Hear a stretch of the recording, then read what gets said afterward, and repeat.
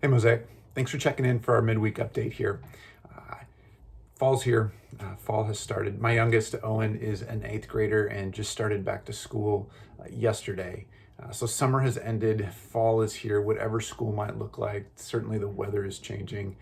It's upon us. We made it through summer, if you can believe that. And here we are, a fall that we never thought we would experience. No one could anticipate this. And yet here we are in this time and place that looks so different, and our rhythms look so different.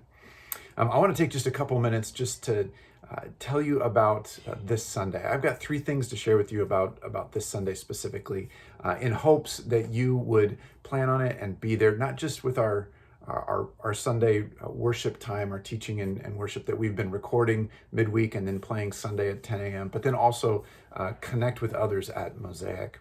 Here's the three things. The first is where we're going to go in Scripture together this fall. We're in the midst of a pandemic. You know this. Life and rhythms look totally different. We've been experiencing political unrest in our city, really unlike any other city in our nation. It's uncomfortable. It's painful to learn about the suffering of others, to see some of the behavior of people in our city. It's horrible in many ways.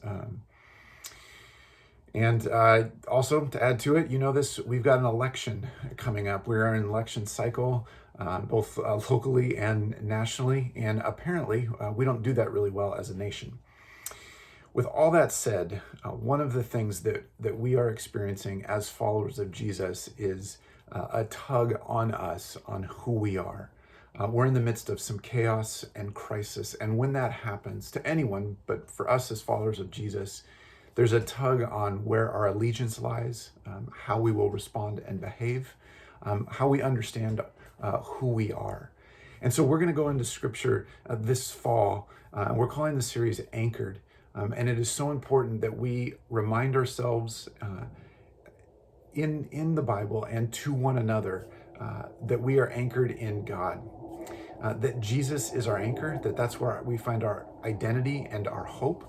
And then talk about how we actually remain anchored when everything else around us is swirling. I have this picture in my mind, and it's a reminder. It comes from the Psalms that God will protect us in all circumstances. And there's this imagery of a little boat tossed in the waves. And the image and the reminder from Scripture is that the boat doesn't sink unless the water gets inside, and that it can sustain any kind of storm.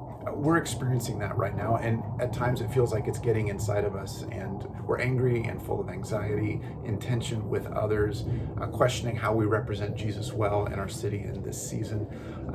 So we want to look to Scripture and say, how is it that we can not be only secure in Jesus, but anchored to Jesus, so that something doesn't pull us away or sink us. So that's where we're going. I think it's going to be great. I can't wait to see what God's going to teach us and how He's going to shape us in this season through Anchored. The second thing is this. We have virtual house gatherings where God has been working in significant ways. They're virtual house gatherings, and we can't wait till they become house gatherings, not virtual through a screen, but house gatherings. We're not able to do that with all of our groups yet, and so they remain virtual. I got to sit at a meeting last night with leaders from all of our house gatherings across our city, and to pray with them, to celebrate how God's working in each of them, to hear what some next steps are taking place, to hear about a new one that is starting up and others that we dream and hope and pray for. So here's my invitation to you. God's working in these. There is community happening. It's not the best that it could be because it's through a screen, but it's the best that it can be right now. And we have stories of how people are connecting in relationships and growing and being cared for. If you are not in a virtual house gathering currently, will you go online and look at the list that we have and find one and plan on attending one this Sunday? What that looks like is to, at 10 a.m., schedule your life.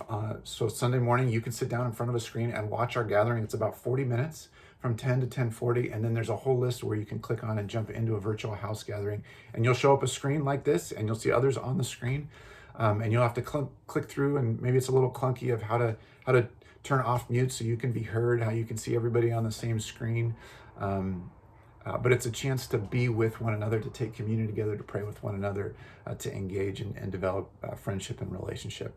Plan on being one. Plan to go through the awkwardness of introducing yourself if you haven't been to one before, and get to know one another. Our leaders can't wait to meet you and welcome you in. So find a virtual house gathering to be a part of this Sunday and this fall. The third thing is this: if you need any reminder that God is at work in our time and in our church, the best reminder that we could have perhaps is going to happen this Sunday as we get to view baptisms that have happened over the last few weeks. We've got 5 baptisms that we've recorded over the last number of weeks. One was in a river, others we did in our building with just a few people. So excited to share that with you and to hear the stories of life transformation where God is clearly showing up and working. So plan on Sunday. God's doing great things in the life of our church. There's other things going on. Fall kickoff for youth tonight, middle school and high school. Tomorrow is the second worship in the park. Got to do that one, the first one last week, and so good to be able to hear each other sing in person. Go online and RSVP. If this one's full, just bump to the next one and RSVP for the following week. And then Alpha is coming up again in a few weeks. There's information online. We'll be talking more about that. I hope you're well. I miss being with you. I love you. Talk to you soon.